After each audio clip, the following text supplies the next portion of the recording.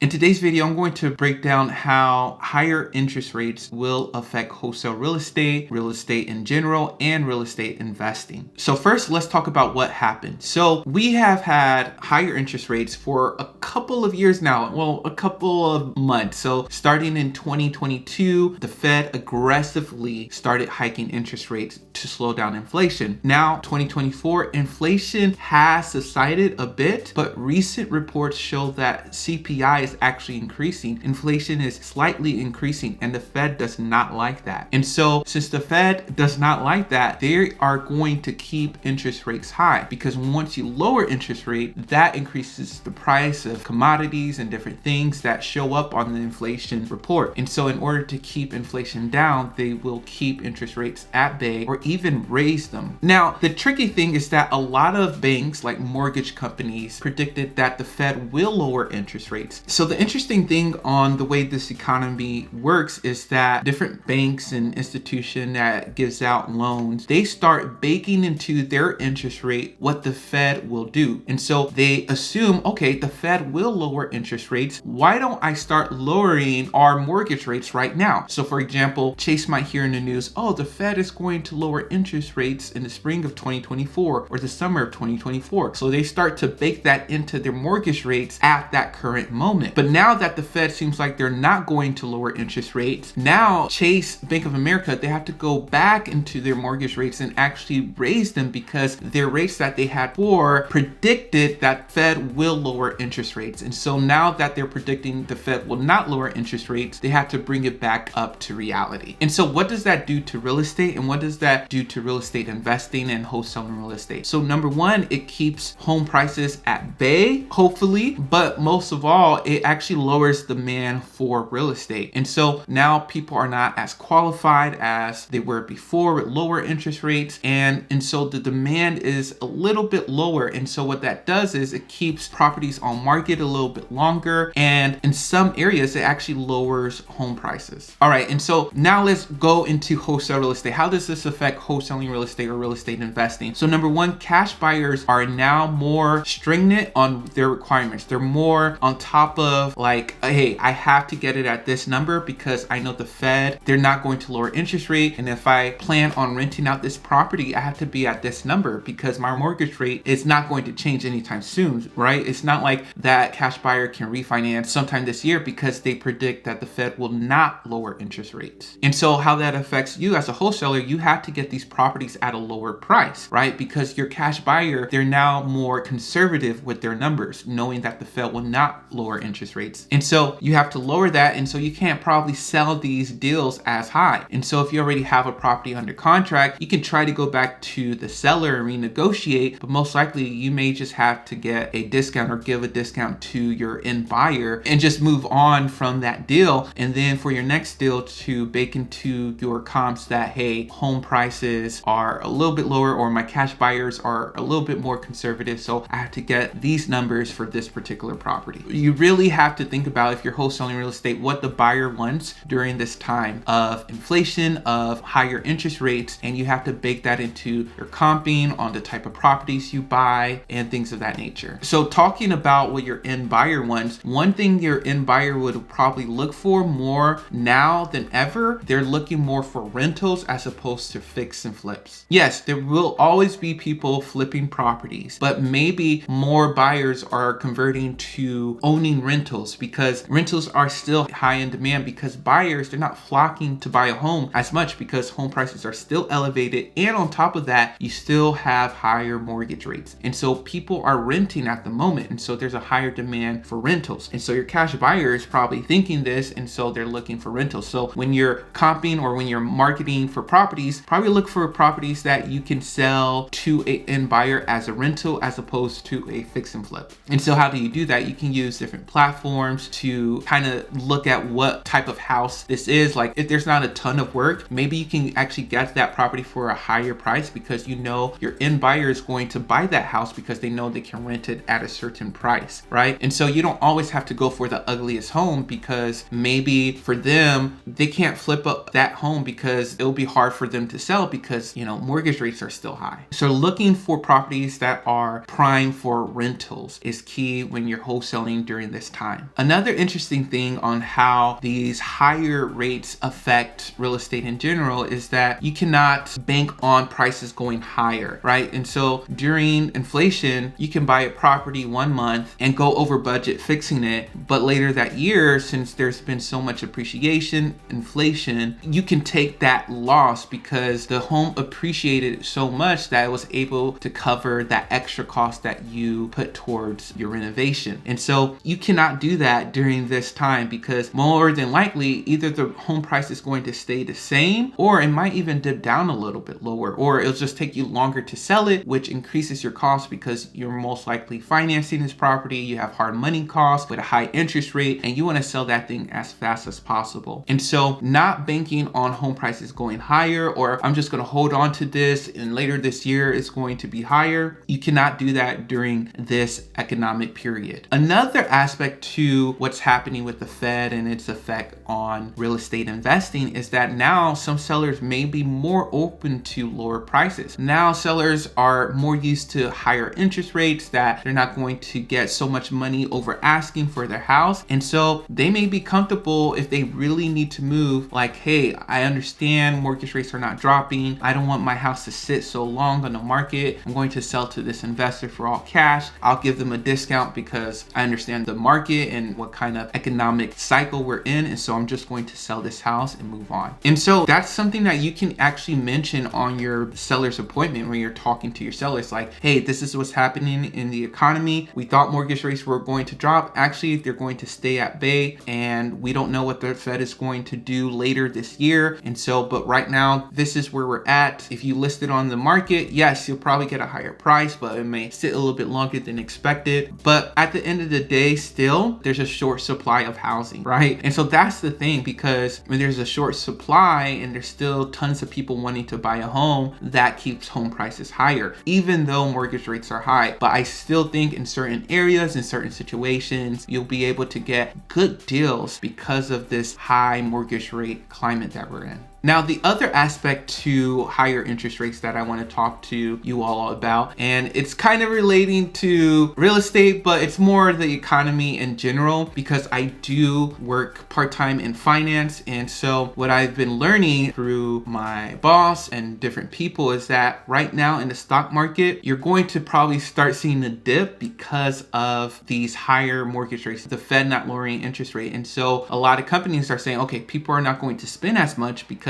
they don't have as much money. You know, interest rates are higher on people's car loans, on mortgages, on credit cards. And so people are going to be more conservative. And so you'll see a shift from all these growth stocks that really skyrocketed over the past year. And you'll start seeing people start to slow down their investing in these more volatile commodities and invest more into value-based stocks, right? Like your Walmart or your Dollar Tree, your Dollar General, your Home Depot, you know, like these foundational type of companies, because they stay solid and grounded even throughout a recession or slowdown in the economy. And so these are just some things that you need to think about as a real estate investor, thinking, okay, mortgage rates are higher, buyers and sellers, they're thinking about this, they're thinking about that. People are not buying as much because of these different things that are happening in the economy. And I need to know this and have this knowledge on my seller's appointment when I'm dealing with a cash buyer, if I'm wholesaling the property. So these are different things that you have to think about during your seller's appointment when you're talking to your end buyer. And so I believe this time is still a great time to invest, because you can still become successful and still do your business well even during a slowdown, because people are still buying and selling no matter what the economy is. And so unless there's like a war or like, you know, another like black swan event like the pandemic, then you just have to navigate and learn what to do during this time. All right, you all, hope you all enjoyed this video. Be sure to like, subscribe, comment down below your thoughts, and I'll talk to you all later.